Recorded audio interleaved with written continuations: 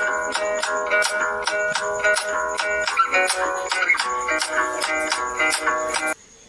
Viewer, welcome back to our channel maths zone with PP. मैं संजीव कुमार आज आपको class 12 की राजनीति शास्त्र की चैप्टर 6 जो लोकतांत्रिक व्यवस्था का संकट है उसकी डिटेल जानकारी देता हूं। तो आइए स्टार्ट करते हैं अब।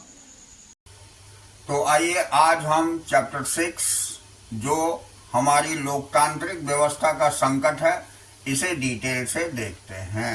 तो इसमें पहला पॉइंट हमारा आपातकालीन की पृष्ठभूमि है, तो इसके बारे में जानते हैं। तो 1967 के बाद से भारतीय राजनीति में जो बदलाव आ रहे थे उनके बारे में हम पहले ही पढ़ चुके हैं। इंदिरा गांधी एक कदावर नेता के रूप में उभरी थी और उनकी लोकप्रियता अपने चरम पर थी। इस दौर में दलगत प्रतिस्पर्धा कहीं ज्यादा तीखी और ध्रुवीकृत हो चली थी।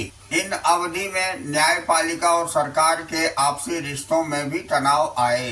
सर्वोच्च न्यायालय ने सरकार की कई पहलकदमियों को संविधान के विरुद्ध माना। कांग्रेस पार्टी का कहना था कि अदालत का यह रवैया लोकतंत्र के सिद्धांतों और संसद की सर्वोच्चता के विरुद्ध है। कांग्रेस ने यह आरोप भी लगाया कि अदालत एक यथास्थितिवादी संस्था है और यह संस्था गरीबों को लाभ पहुंचाने वाले कल्याण कार्यक्रमों को लागू करने की राह में रोड़े अटका रही है। कांग्रेस के विपक्ष में जो दल थे उन्हें लग रहा था कि सरकारी प्राधिकार को निजी प्राधिकार मानकर इस्तेमाल किया जा रहा है और राजनीतिक हद से ज्यादा व्यक्तिगत होती जा रही है। कांग्रेस की टूट से इंदिरा गांधी और उनके विरोधियों के बीच मतभेद गहरे हो गए थे। अब हम अगला टॉपिक आर्थिक संदर्भ देखेंगे। तो 1971 के चुनाव में कांग्रेस ने गरीबी हटाओ का नारा दिया था।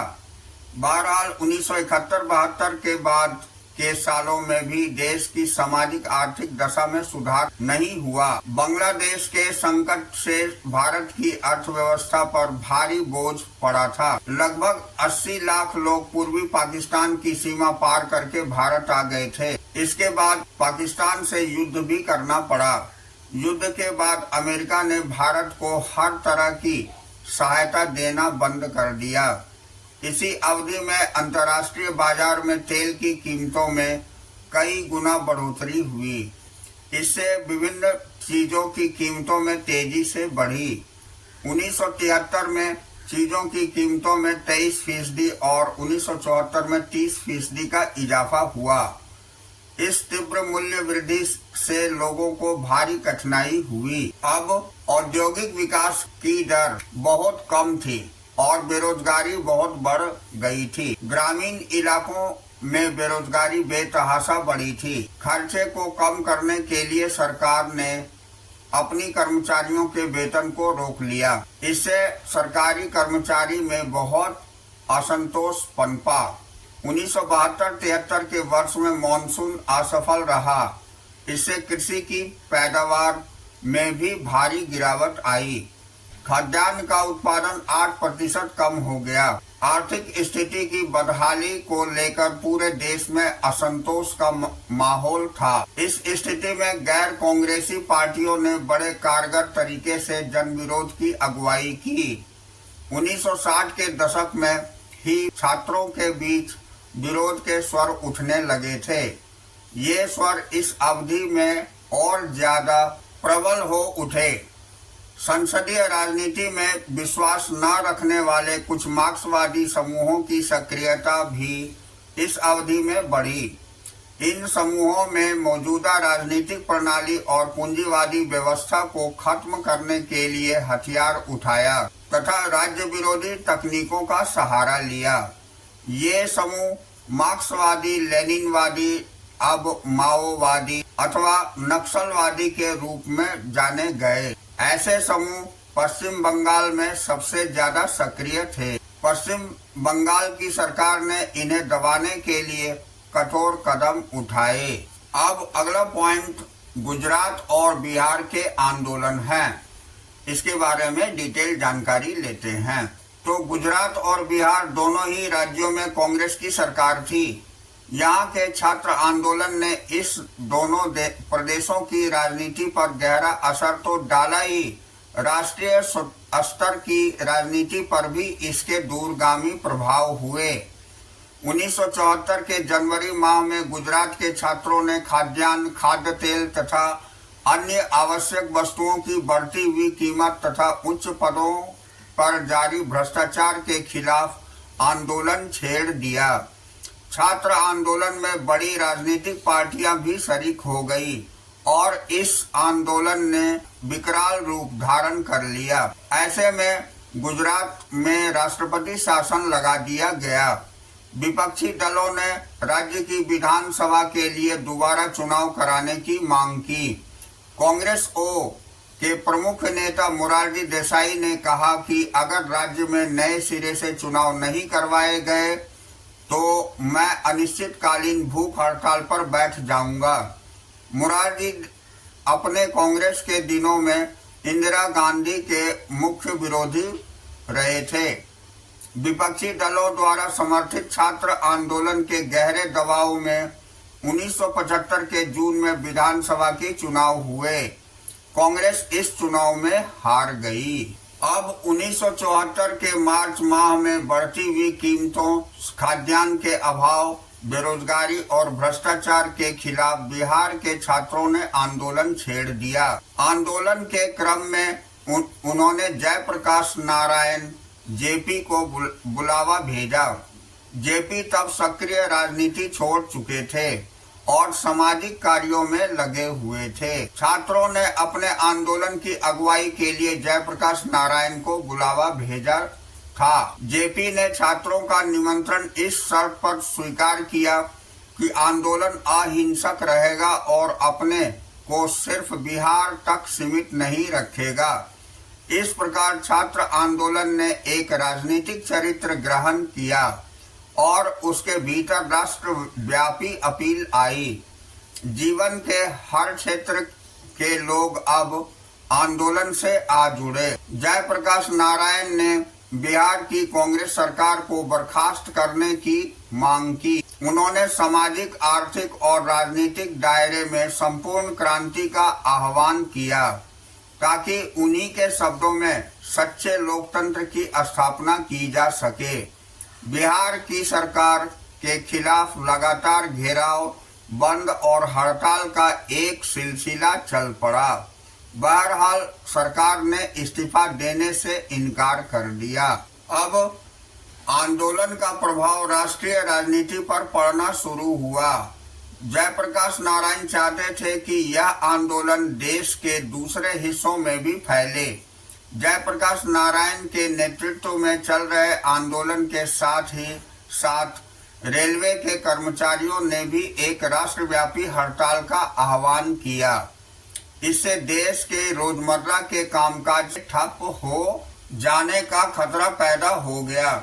1975 में जेपी ने जनता के संसद मार्च का नेतृत्व किया। देश की राजधानी में अब तक इतनी बड़ी रैली नहीं हुई थी। जयप्रकाश नारायण को अब भारतीय जनसंघ, कांग्रेस ओ, भारतीय लोकदल, सोशलिस्ट पार्टी जैसे गैर कांग्रेसी दलों का समर्थन मिला। इन दलों ने जेपी को इंदिरा गांधी के विकल्प के रूप में पेश किया। बहरहाल जेपी के विचारों और उनके द्वारा अपनाई गई जन प्रतिरोध की रणनीति की आलोचनाएं भी मुखर हुई।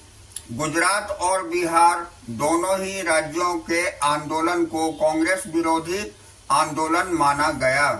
कहा गया कि ये आंदोलन राज्य सरकार के खिलाफ नहीं बल्कि इंदिरा गांधी के नेतृत्व के खिलाफ चलाए गए हैं। इंदिरा गांधी का मानना था कि ये आंदोलन उनके प्रति व्यक्तिगत विरोध से प्रेरित है। अब अगला पॉइंट हम न्यायपालिका से संघर्ष देखेंगे। तो न्यायपालिका के साथ इस दौर में सरकार और शासक दल के गहरे मतभेद पैदा हुए। क्या आपको संसद और न्यायपालिका के बीच चले लंबे संघर्ष की चर्चा याद है? इसके बारे में आपने पिछले साल पढ़ा था। इस क्रम में 3 संवैधानिक मसले उठे थे। क्या संसद मौलिक अधिकारों में कटौती कर सकती है? सर्वोच्च न्यायालय का जवाब था कि संसद ऐसा नहीं कर सकती। दूसरा यह कि क्या संसद संविधान में संशोधन करके संपत्ति के अधिकार में काट छाट कर सकती है? तो इस मामले में भी सर्वोच्च न्यायालय का यही कहना था कि सरकार संविधान में इस तरह संशोधन नहीं कर सकती कि अधिकारों की कटौती हो जाए। तीसरे, संसद ने यह कहते हुए संविधान में संशोधन किया कि वह नीति निर्देशक सिद्धांतों को प्रभावकारी बनाने के लिए मौलिक अधिकारों में कमी कर सकती है। लेकिन सर्वोच्च न्यायालय ने इस प्रावधान को भी निरस्त कर दिया। इससे सरकार और न्यायपालिका के बीच संबंधों में तनाव आया। आपको याद होगा कि इस संकट की परिणति केशवानंद भारती के मशहूर मुकदमे के रूप में सामने आई। इस मामले में सर्वोच्च न्यायालय ने फैसला सुनाया कि संविधान का एक बुनियादी ढांचा है और संविधान इन ढांचागत विशेषताओं में संशोधन नहीं कर सकती है। अब 2 और बातों ने न्यायपालिका और कार्यपालिका के संबंध में तनाव बढ़ाया। 1973 में केशवानंद भारती के मुकदमे में सर्वोच्च न्यायालय द्वारा फैसला सुनाने के तुरंत बाद भारत के मुख्य न्यायाधीश का पद खाली हुआ। सर्वोच्च न्यायालय के सबसे वरिष्ठ न्यायाधीश को भारत का मुख्य न्यायाधीश बनाने की परिपाटी चली आ रही थी। लेकिन 1973 में सरकार ने 3 वरिष्ठ न्यायाधीशों की अनदेखी करके न्यायमूर्ति A.N. रे को मुख्य न्यायाधीश नियुक्त किया। यह निर्णय राजनीतिक रूप से विवादास्पद बन गया क्योंकि सरकार ने जिन 3 न्यायाधीशों की वरिष्ठता की अनदेखी इन मामले में की थी, उन्होंने सरकार के इस कदम के विरुद्ध फैसला दिया। ऐसे में संविधान की व्याख्या और राजनीतिक विचारधाराओं का बड़ी तेजी से घालमेल हुआ। जो लोग प्रधानमंत्री के नजदीकी थे, वे एक ऐसी प्रतिबद्ध न्यायपालिका और नौकरशाही की जरूरत के बारे में बातें करने लगे जो विधायिका और कार्यपालिका की सोच के अनुकूल आचरण करे। इस संघर्ष का चरम बिंदु तब आया जब एक उच्च न्यायालय ने इंदिरा गांधी के निर्वाचन को अवैध घोषित कर दिया। अब अगला पॉइंट हम आपातकाल की घोषणा देखते हैं। तो 12 जून 1975 के दिन इलाहाबाद उच्च न्यायालय के न्यायाधीश जगमोहन लाल सिन्हा ने एक फैसला सुनाया। इस फैसले में उन्होंने लोकसभा के लिए इंदिरा गांधी के निर्वाचन को अवैधानिक करार दिया। न्यायमूर्ति ने यह फैसला समाजवादी नेता राजनारायण द्वारा दायर एक चुनाव याचिका के मामले में सुनाया था। राजनारायण इंदिरा गांधी के खिलाफ 1971 में बतौर उम्मीदवार चुनाव में खड़े हुए थे। याचिका में इंदिरा गांधी के निर्वाचन की चुनौती देते हुए तर्क दिया गया था कि उन्होंने चुनाव प्रचार में सरकारी कर्मचारी की सेवाओं का इस्तेमाल किया था। उच्च न्यायालय के इस फैसले का यह मतलब था कि कानूनन अब इंदिरा गांधी सांसद नहीं रही और अगर अगले 6 महीने की अवधि में दोबारा सांसद निर्वाचित नहीं होती तो प्रधानमंत्री के पद पर कायम नहीं रह सकती। 24 जून 1975 को सर्वोच्च न्यायालय ने उच्च न्यायालय के इस फैसले पर आंशिक स्थगन देश सुनाते हुए कहा कि जब तक इस फैसले को लेकर की गई अपील की सुनवाई नहीं होती तब तक इंदिरा गांधी सांसद बनी रहेगी, लेकिन वे लोकसभा की कार्यवाही में भाग नहीं ले सकती है। अब हम अगला टॉपिक संकट और सरकार का फैसला देखेंगे। तो एक बड़े राजनीतिक संघर्ष के लिए अब मैदान तैयार हो चुका था। जयप्रकाश नारायण की अगुवाई में विपक्षी दलों ने इंदिरा गांधी के इस्तीफे के लिए दबाव डाला। इन दलों ने 25 जून 1975 को दिल्ली में रामलीला मैदान में एक विशाल प्रदर्शन किया। जयप्रकाश नारायण ने इंदिरा गांधी से इस्तीफे की मांग करते हुए राष्ट्रव्यापी सत्याग्रह की घोषणा की। जेपी ने सेना, पुलिस और सरकारी कर्मचारी का आह्वान किया कि वे सरकार के अनैतिक और अवैधानिक आदेशों का पालन न करें। इससे भी सरकारी कामकाज के ठप हो जाने का अंदेशा पैदा हुआ। देश का राजनीतिक मिजाज अब पहले से कहीं ज्यादा कांग्रेस के खिलाफ हो गया। सरकार ने इन घटनाओं के मद्देनजर जवाब में अब आपातकाल की घोषणा कर दी। 25 जून 1975 के दिन सरकार ने घोषणा की कि देश में गड़बड़ी की आशंका है और इस तर्क के साथ उन्होंने संविधान के अनुच्छेद 352 को लागू कर दिया। इस अनुच्छेद के अंतर्गत प्रावधान किया गया है कि बाहरी अथवा अंदरूनी गड़बड़ी की आशंका होने पर सरकार आपातकाल लागू कर सकती है। सरकार का निर्णय था कि गंभीर संकट की घड़ी आन पड़ी है और इस वजह से आपातकाल की घोषणा जरूरी हो गई है। तकनीकी रूप से देखें तो ऐसा करना सरकार की शक्तियों के दायरे में था, क्योंकि हमारे संविधान में सरकार को आपातकाल की स्थिति में विशेष शक्तियां प्रदान की गई है। अब आपातकाल की घोषणा के साथ ही शक्तियों के बंटवारे का संघीय ढांचा व्यवहारिक तौर पर निष्प्रभावी हो जाता है और सारी शक्तियां केंद्र सरकार के हाथ में चली आती है। दूसरे, सरकार चाहे तो ऐसी स्थिति में किसी एक अथवा सभी मौलिक अधिकारों पर रोक लगा सकती है अथवा उसमें कटौती कर सकती है। संविधान के प्रावधान में आए शब्दों से यह स्पष्ट हो जाता है कि आपातकाल को वहां एक असाधारण स्थिति के रूप में देखा गया है। अब सामान्य लोकतांत्रिक राजनीति के कामकाज नहीं किए जा सकते।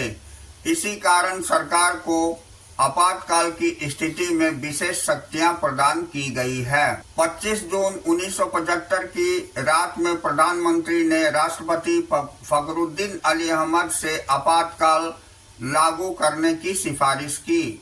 राष्ट्रपति ने तुरंत यह उद्घोषणा कर दी। आधी रात के बाद सभी बड़े अखबारों के दफ्तरों की बिजली काट दी गई। तड़के सवेरे बड़े पैमाने पर विपक्षी दलों के नेताओं और कार्यकर्ताओं की गिरफ्तारी हुई। 26 जून की सुबह 6 बजे तक एक विशेष बैठक में मंत्रिमंडल को इन बातों की सूचना दी गई, लेकिन तब तक बहुत कुछ हो चुका था। अब हम अगला टॉपिक परिणाम देखेंगे। तो सरकार के इस फैसले से विरोध आंदोलन एक बारगी रुक गया। हड़तालों पर रोक लगा दी गई। अनेक विपक्षी नेताओं को जेल में डाल दिया गया। राजनीतिक माहौल में तनाव भरा एक गहरा सन्नाटा छा गया। आपातकालीन प्रावधानों के अंतर्गत प्राप्त अपनी शक्तियों पर अमल करते हुए सरकार ने प्रेस की आजादी पर रोक लगा दी। समाचार पत्रों को कहा गया कि कुछ भी छापने से पहले अनुमति लेना जरूरी है। इसे प्रेस सेंसरशिप के नाम से जाना जाता है। सामाजिक और सांप्रदायिक गड़बड़ी की आशंका के मद्देनजर सरकार ने राष्ट्रीय स्वयंसेवक संघ (आरएसएस) और जमाते इस्लामी पर प्रतिबंध लगा दिया। धरना प्रदर्शन और हड़ताल की भी अनुमति नहीं थी। इससे सबसे बड़ी बात यह हुई कि आपातकालीन प्रावधानों के अंतर्गत नागरिकों के विभिन्न मौलिक अधिकार निष्प्रभावी हो गए। उनके पास अब यह अधिकार भी नहीं रहा कि मौलिक अधिकारों की बहाली के लिए अदालत का दरवाजा खटखटाए। सरकार ने निवारक नजरबंदी के बड़े पैमाने का इस्तेमाल किया। इस प्रावधान के अंतर्गत लोगों को गिरफ्तार इसलिए नहीं किया जाता कि उन्होंने कोई अपराध किया है, बल्कि इसके विपरीत इस प्रावधान के अंतर्गत लोगों को इस आशंका से गिरफ्तार किया जाता है कि वे कोई अपराध कर सकते हैं। सरकार ने आपातकाल के दौरान निवारक नजरबंदी अधिनियमों का प्रयोग करके बड़े पैमाने पर गिरफ्तारियां की। जिन राजनीतिक कार्यकर्ताओं को गिरफ्तार किया गया वे बंदी प्रत्यक्षीकरण याचिका का सहारा लेकर अपनी गिरफ्तारी की चुनौती भी नहीं दे सकते थे। गिरफ्तार लोगों अथवा उनके पक्ष से किन्हीं और ने उच्च न्यायालय और सर्वोच्च न्यायालय में कई मामले दायर किए, लेकिन सरकार का कहना था कि गिरफ्तार लोगों को गिरफ्तारी का कारण बताना कतई जरूरी नहीं है। अनेक उच्च न्यायालयों ने फैसला दिया कि आपातकाल की घोषणा के बावजूद अदालत किसी व्यक्ति द्वारा दायर की गई ऐसी बंदी प्रत्यक्षीकरण याचिका को विचार के लिए स्वीकार कर सकती है जिसमें उसने अपनी गिरफ्तारी की चुनौती दी हो। 1976 के अप्रैल माह में सर्वोच्च न्यायालय की संवैधानिक पीठ ने उच्च न्यायालयों के फैसले को उलट दिया और सरकार की दलील मान ली। इसका आशय यह था कि सरकार आपातकाल के दौरान नागरिक से जीवन और आजादी का अधिकार वापस ले सकती है। सर्वोच्च न्यायालय के इस फैसले से नागरिकों के लिए अदालत के दरवाजे बंद हो गए। इस फैसले को सर्वोच्च न्यायालय के सर्वाधिक विवादास्पद फैसले में एक माना गया। अब आपातकाल की मुखालफत और प्रतिरोध की कई घटनाएं घटी। पहली लहर में जो राजनीतिक कार्यकर्ता गिरफ्तारी से बच गए थे वे भूमिगत हो गए और उन्होंने सरकार के खिलाफ मुहिम चलाई। इंडियन एक्सप्रेस और स्टेट्समैन जैसे अखबारों ने प्रेस पर लगी सेंसरशिप का विरोध किया। जिन समाचारों को छापने से रोका जाता था उनकी जगह ये अखबार खाली छोड़ देते थे। सेमिनार और मेन स्ट्रीम जैसी पत्रिकाओं में सेंसर के आगे घुटने टेकने की जगह बंद होना मुनासिब समझा। सेंसरशिप को धत्ता बताते हुए गुपचुप तरीके से अनेक न्यूज़लेटर और लीफलेट्स निकले। पद्म भूषण से सम्मानित कन्नड़ लेखक शिवराम कारंत और पद्मश्री से सम्मानित हिंदी लेखक फणीश्वर नाथ रेणु ने लोकतंत्र के दमन के विरोध में अपनी अपनी पदवी लौटा दी। बहरहाल मुखालफत और प्रतिरोध के इतने प्रगत कदम कुछ ही लोगों ने उठाए। संसद ने संविधान के सामने कई नई चुनौतियां खड़ी की। इंदिरा गांधी के मामले में इलाहाबाद उच्च न्यायालय के फैसले की पृष्ठभूमि में संविधान में संशोधन हुआ। इस संशोधन के द्वारा प्रावधान किया गया कि प्रधानमंत्री, राष्ट्रपति और उपराष्ट्रपति के पद निर्वाचन को अदालत में चुनौती नहीं दी जा सकती। आपातकाल के दौरान ही संविधान का 42वां संशोधन पारित हुआ। आप पढ़ चुके हैं कि इस संशोधन के जरिए संविधान के अनेक हिस्से में बदलाव किए गए। 42वें संशोधन के जरिए हुए अनेक बदलावों में एक था देश की विधायिका के कार्यकाल को 5 से बढ़ाकर 6 साल करना। यह व्यवस्था मात्र आपातकाल की अवधि भर के लिए नहीं की गई थी। इसे आगे के दिनों में भी अस्थायी रूप से लागू किया जाना था। इसके अतिरिक्त अब आपातकाल के दौरान चुनाव को 1 साल के लिए स्थगित किया जा सकता था। इस तरह देखें तो 1971 के बाद अब चुनाव 1976 के बदले 1978 में करवाए जा सकते थे। अब हम अगला पॉइंट आपातकाल के सबक ये देखेंगे। तो आपातकाल से एक बारगी भारतीय लोकतंत्र की ताकत और कमजोरियां उजागर हो गई। हालांकि बहुत से पर्यवेक्षक मानते हैं कि आपातकाल के दौरान भारत लोकतांत्रिक नहीं रह गया था, लेकिन यह भी ध्यान देने की बात है कि थोड़े ही दिनों के अंतर्गत कामकाज फिर से लोकतांत्रिक ढर्रे पर लौट आया। इस तरह आपातकाल का एक सबक तो यही है कि भारत से लोकतंत्र को विदा कर पाना बहुत कठिन है। अब दूसरे, आपातकाल से संविधान में वर्णित आपातकाल के प्रावधानों के कुछ अर्थगत उलझाव भी प्रकट हुए, जिन्हें बाद में सुधार लिया गया। अब अंदरूनी आपातकाल सिर्फ सशस्त्र विद्रोह की स्थिति में लगाया जा सकता है। इसके लिए यह भी जरूरी है कि आपातकाल की घोषणा की सलाह मंत्रिमंडल राष्ट्रपति को लिखित में दे। तीसरे, आपातकाल से हर कोई नागरिक अधिकारों के प्रति ज्यादा सचेत हुआ। आपातकाल की समाप्ति के बाद अदालतों ने व्यक्ति के नागरिक अधिकारों की रक्षा में सक्रिय भूमिका निभाई। न्यायपालिका आपातकाल के वक्त नागरिक अधिकारों की कारगर तरीके से रक्षा नहीं कर पाई थी। इसे महसूस करके अब वह नागरिक अधिकारों की रक्षा में तत्पर हो गई। आपातकाल के बाद नागरिक अधिकारों के कई संगठन वजूद में आए। अब हम देखेंगे, बहरहाल आपातकाल के संकटपूर्ण वर्षों ने कई ऐसे सवाल छोड़े हैं जिन पर पर्याप्त ध्यान नहीं दिया गया है। इस अध्याय में हम पढ़ चुके हैं कि लोकतांत्रिक सरकार की रोजमर्रा के कामकाज और विभिन्न दलों और समूहों के निरंतर जारी राजनीतिक विरोध के बीच तनाव की स्थिति बनती है। ऐसे में दोनों के बीच एक सधा हुआ संतुलन क्या हो सकता है? क्या नागरिकों को विरोध की कार्यवाही में शामिल होने की पूरी आजादी होनी चाहिए अथवा उन्हें इसका कोई अधिकार ही नहीं होना चाहिए? ऐसे विरोध की सीमा क्या मानी जाए? अब दूसरे आपातकाल का वास्तविक क्रियान्वयन पुलिस और प्रशासन के जरिए हुआ। ये संस्थाएं स्वतंत्र रूप से काम नहीं कर पाई। इन्हें शासन दल ने अपना राजनीतिक औजार बनाकर इस्तेमाल किया। शाह कमीशन की रिपोर्ट के अनुसार पुलिस और प्रशासन राजनीतिक दबाव की चपेट में आ गए थे। यह समस्या आपातकाल के बाद भी खत्म नहीं हुई। तो हमारा अगला पॉइंट अब आपातकाल के बाद की राजनीति है। तो जैसे ही आपातकाल खत्म हुआ और लोकसभा के चुनावों की घोषणा हुई, वैसे ही आपातकाल का सबसे जरूरी और कीमती सबक राज्य व्यवस्था ने सीख लिया।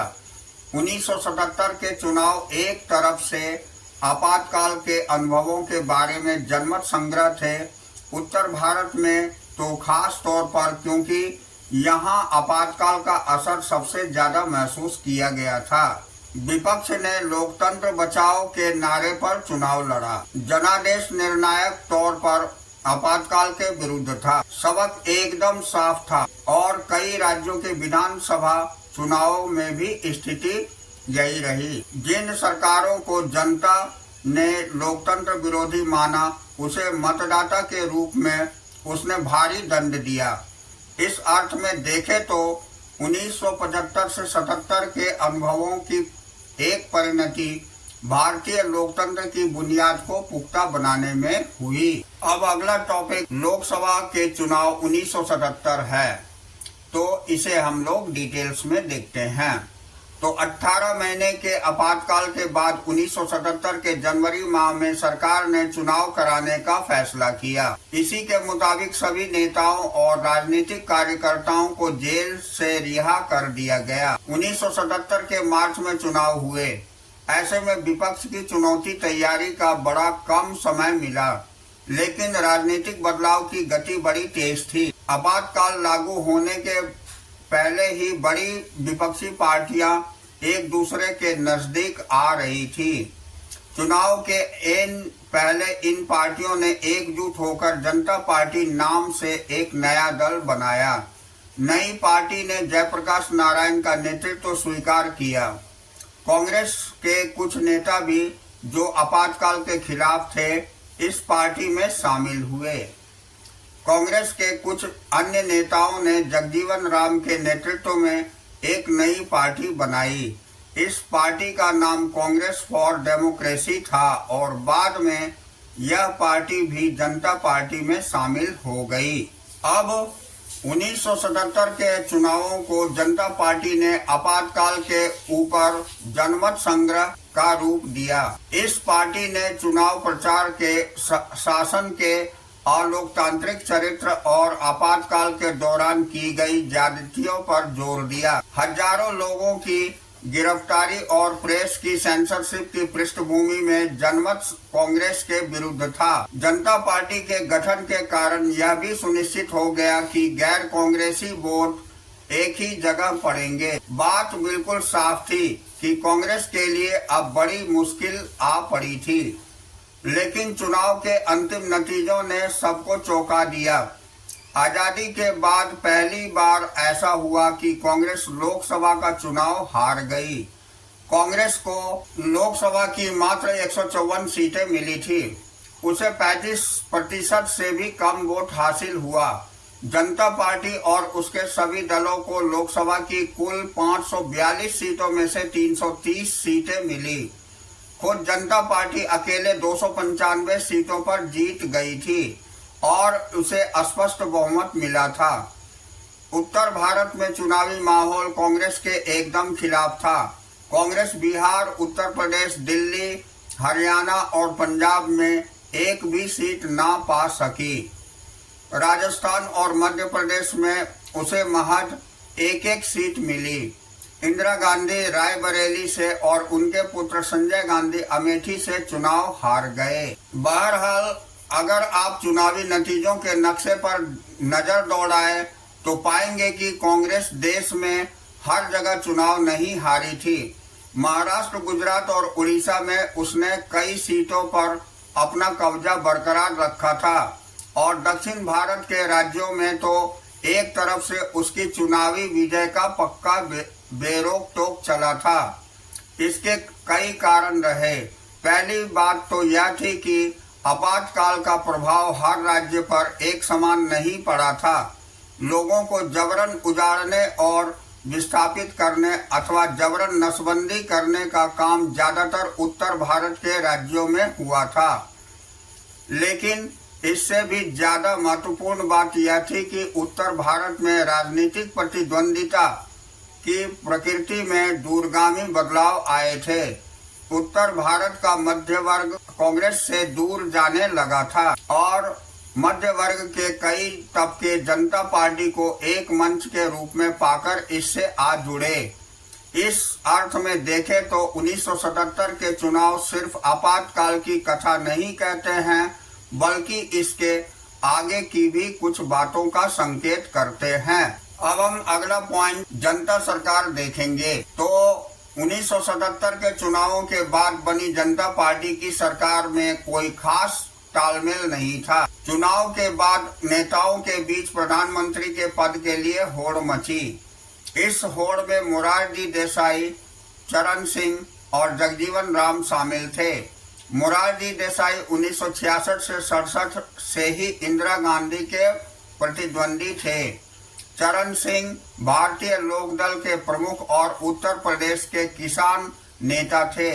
जगजीवन राम को कांग्रेसी सरकारों ने मंत्री पद पर रहने का विशाल अनुभव था। बहरहाल मोरारजी देसाई प्रधानमंत्री बने, लेकिन इससे जनता पार्टी के भीतर सत्ता की खींचतान खत्म न हुई। अब आपातकाल का विरोध जनता पार्टी को कुछ ही दिनों के लिए एकजुट रख सका। इस पार्टी के आलोचकों ने कहा कि जनता पार्टी के पास किसी दिशा, नेतृत्व अथवा एक साझे कार्यक्रम का अभाव था। जनता पार्टी की सरकार कांग्रेस द्वारा अपनाई गई नीतियों में कोई बुनियादी बदलाव नहीं ला सकी। जनता पार्टी बिखर गई और मोरारजी देसाई के नेतृत्व वाली सरकार ने 28 माह में ही अपना बहुमत खो दिया।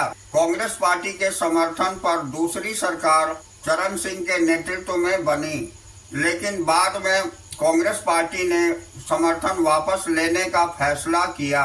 इस वजह से चरण सिंह की सरकार मात्र 4 महीने तक सत्ता में रही। 1980 के जनवरी में लोकसभा के लिए नए सिरे से चुनाव हुए। इस चुनाव में जनता पार्टी बुरी तरह परास्त हुई। जनता पार्टी को उत्तर भारत में करारी शिकस्त मिली, जबकि 1977 के चुनाव में उत्तर भारत में इस पार्टी को जबरदस्त सफलता मिली थी। इंदिरा गांधी के नेतृत्व में कांग्रेस पार्टी ने 1980 के चुनाव में एक बार फिर 1971 के चुनाव में कहानी दोहराते हुए भारी सफलता हासिल की। कांग्रेस पार्टी को 353 सीट मिले और वह सत्ता में आई। 1977 से 89 के चुनावों ने लोकतांत्रिक राजनीति का एक और सबक सिखाया। सरकार अगर अस्थिर हो तो उसके भीतर कला हो तो मतदाता ऐसी सरकार को कड़ा दंड देते हैं। अब हम अगला पॉइंट विरासत देखेंगे। तो इसके अंतर्गत लेकिन क्या 1980 के चुनाव में सिर्फ इंदिरा गांधी की वापसी हुई थी? क्या मामला इतना भर था? 1977 और 1980 के चुनाव के बीच दलगत प्रणाली में नाटकीय बदलाव आए। 1969 के बाद से कांग्रेस का सबसे समाहित करने वाला स्वभाव बदलना शुरू हुआ। 1969 से पहले तक कांग्रेस विविध विचारधारात्मक गतिमति के नेताओं और कार्यकर्ताओं को एक में समेटकर चलती थी। अपने बदले हुए स्वभाव में कांग्रेस ने स्वयं को विशेष विचारधारा से जोड़ा। उसने अपने को देश की एकमात्र समाजवादी और गरीबों की हिमायती पार्टी बताना शुरू किया। इस तरह 1970 के दशक के शुरुआती सालों से कांग्रेस की सफलता इस बात पर निर्भर रही कि वह गहरे सामाजिक और विचारात्मक विभाजन के आधार पर लोगों को अपनी तरफ कितना खींच पाती है। इसके साथ साथ यह पार्टी अब एक नेता यानी इंदिरा गांधी की लोकप्रियता पर निर्भर हुई। कांग्रेस की प्रकृति में आए बदलाव के मद्देनजर अन्य विपक्षी दल और गैर कांग्रेसवाद की राजनीति की तरफ मुड़े। विपक्ष के नेताओं को अब यह बात साफ साफ नजर आने लगी कि चुनावों में गैर कांग्रेसी वोट बिखेरने नहीं चाहिए। इस चीज ने 1977 के चुनाव में एक बड़ी भूमिका निभाई। अब अप्रत्यक्ष रूप से 1977 के बाद पिछड़े वर्गों की भलाई का मुद्दा भारतीय राजनीति पर हावी होना शुरू हुआ। हमने ऊपर गौर किया था कि 1977 के चुनाव परिणामों पर पिछड़ी जातियों के मतदान का असर पड़ा था, खासकर उत्तर भारत में। लोकसभा के चुनावों के बाद 1977 में कई राज्यों में विधानसभा की चुनाव हुए। इसमें भी उत्तर भारत के राज्यों में गैर कांग्रेसी सरकारें बनी। इन सरकारों के बनने में पिछड़ी जाति के नेताओं ने महत्वपूर्ण भूमिका निभाई। बिहार में अन्य पिछड़ी जातियों के आरक्षण के सवाल पर बहुत शोर मचा। इसके बाद केंद्र की जनता पार्टी की सरकार ने मंडल आयोग नियुक्त किया। इस आयोग और पिछड़ी जातियों की राजनीति की भूमिका के बारे में ज्यादा विस्तार से आप अंतिम अध्याय में पढ़ेंगे। आपातकाल के बाद हुए चुनाव में दलीय व्यवस्था के भीतर इस बदलाव की प्रक्रिया शुरू कर दी। अब आपातकाल और उसके आसपास की अवधि को हम संवैधानिक संकट की अवधि के रूप में भी देख सकते हैं। संसद और न्यायपालिका के अधिकार क्षेत्र को लेकर छिड़ा संवैधानिक संघर्ष भी आपातकाल के मूल में था। दूसरी तरफ यह राजनीतिक संकट का दौर था। सत्ताधारी पार्टी के पास पूर्ण बहुमत था, फिर भी इसके नेतृत्व ने लोकतंत्र को ठप करने का फैसला किया। भारतीय संविधान के निर्माताओं को विश्वास था कि सभी राजनीतिक दल लोकतांत्रिक मानकों का पालन करेंगे। उन्हें यह भी विश्वास था कि आपातकाल की स्थिति में भी सरकार अपनी असाधारण शक्तियों का इस्तेमाल विधि के शासन के दायरे में रहते हुए ही करेगी। इसी उम्मीद में सरकार को आपातकाल से जुड़े प्रावधानों के अंतर्गत व्यापक और चहुमुखी शक्तियां दे दी गई। इन शक्तियों का आपातकाल के दौरान दुरुपयोग हुआ। यह राजनीतिक संकट तत्कालीन संवैधानिक संकट से कहीं ज्यादा संगीन थी। इस दौर में एक और महत्वपूर्ण मसला संसदीय लोकतंत्र में जन आंदोलन की भूमिका और उसकी सीमा को लेकर उठा।